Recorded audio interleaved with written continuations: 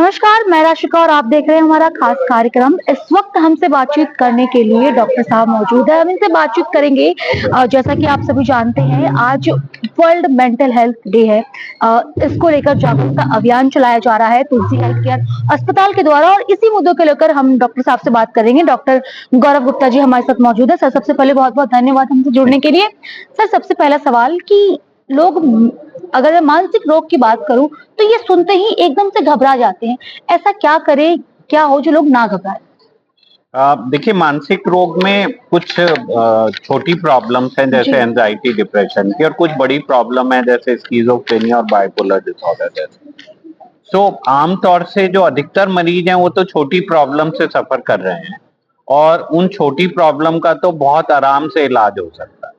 अगर मैं कहूँ परसेंटेज वाइज तो करीब 70 to 80% मरीज जो हैं वो तो बहुत छोटे से इलाज से, ब्रीफ पीरियड ऑफ टाइम में मेडिसिन से, काउंसलिंग से ठीक हो सकते हैं।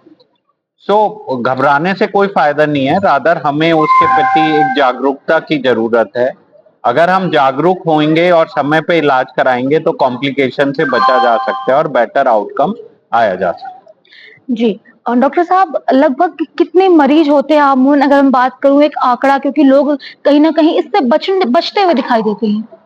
आमतौर से 5 to 7% लोगों को मानसिक बीमारियां हैं, जी। जिसमें करीब 1% लोग सीरियस मेंटल इलनेस से सफर कर रहे हैं, और बाकी लोग तो माइनर मेंटल इलनेस से, जैसे फोबिया सबसे कॉमन बड़ी बीमारी है। लोगों को पब्लिक स्पीकिंग में डर होता है, कैमरे के ओके। आगे डर जाते हैं, और आमतौर से जैसे स्कूल में एग्जाम में घबराने लगते हैं।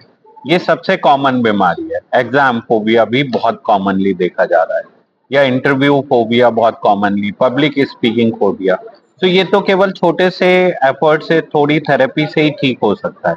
लेकिन कुछ ग्रेवर प्रॉब्लम्स हैं जिसमें बहुत उग्र हो गया, या पेशेंट सुसाइडल है, उसे लग रहा है उसके जीवन का कोई औचित्य नहीं है, वो अपना आप को मारने की कोशिश कर रहा है। इन सब चीजों में ज्यादा एफर्ट करना पड़ता है, मेडिसिन देनी पड़ती हैं, काउंसलिंग करनी पड़ती है। इवन कुछ ज्यादा बीमार मरीजों को ईसीटी या इलेक्ट्रिक शॉक थेरेपी जैसा भी ट्रीटमेंट करना पड़ता है। बट आमतौर से ये इलाज संभव है और हमें आगे बढ़ के इलाज कराना चाहिए। वेरी रेयरली, ओनली 0.1% लोग ऐसे होते हैं जो इलाज से कामयाब नहीं होते हैं।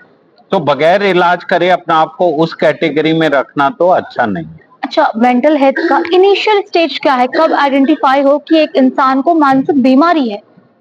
क्योंकि अगर वो नींद नहीं कर पा रहा है, भूख ठीक नहीं है, चिड़चिड़ा हो गया है, लोगों से बातचीत करने को कतरा रहा है, और उसके व्यवहार में अचानक से बहुत बदलाव आ रहा है, तो ये सब इंडिकेशन है कि उसे एक कंसल्टेशन की जरूरत है। लोग काउंसलिंग के नाम से घबरा जाते हैं कि काउंसलर बहुत सारा चार्जेस वगैरह कर लेते हैं, एक काउंसलिंग में इतने पैसे खर्च हो जाते हैं। तो क्या बजट होता है एक मेंटल हेल्थ पेशेंट के लिए? कितना बजट लेके चले कि वो जल्दी रिकवरी हो जाए? मुझे लगता है कि 8 से 10 हजार रुपए में पूरा इलाज किया जा सकता है। डेफिनेटली जो सीनियर डॉक्टर्स होते हैं, काउंसलर्स होते हैं, वो थोड़ा ज्यादा चार्ज करते हैं, बट जूनियर काउंसलर्स कम पैसों में इलाज कर सकते हैं। और एक अच्छे इलाज को बहुत ज्यादा खर्चा नहीं होता है मानसिक बीमारी के इलाज में, बिकॉज हमारी दवाइयाँ और सब चीजें तो ज्यादा महंगी नहीं है। तो आमतौर से इलाज संभव है, और जो आउटकम है, अगर 100 में से 90 मरीज ठीक हो जाते हैं तो वो तो 1 महीने में उतना रिकवर कर लेते हैं। 1 महीने में रिकवर कर लेते हैं। जी, बहुत-बहुत शुक्रिया डॉक्टर साहब हमसे बातचीत करने के लिए। तो आपने सुना किस प्रकार डॉक्टर साहब ने बताया कि मेंटल स्टेटस को लेकर या मानसिक बीमारी को लेकर आप घबराएँ ना, डॉक्टर के पास आएँ, कंसल्ट करें। ज़्यादा एक्सपेंसिव भी नहीं है। बाकी तमाम तरह के अपडेट्स हम लगातार आप तक पहुँचाते रहेंगे। तब तक के लिए धन्यवाद।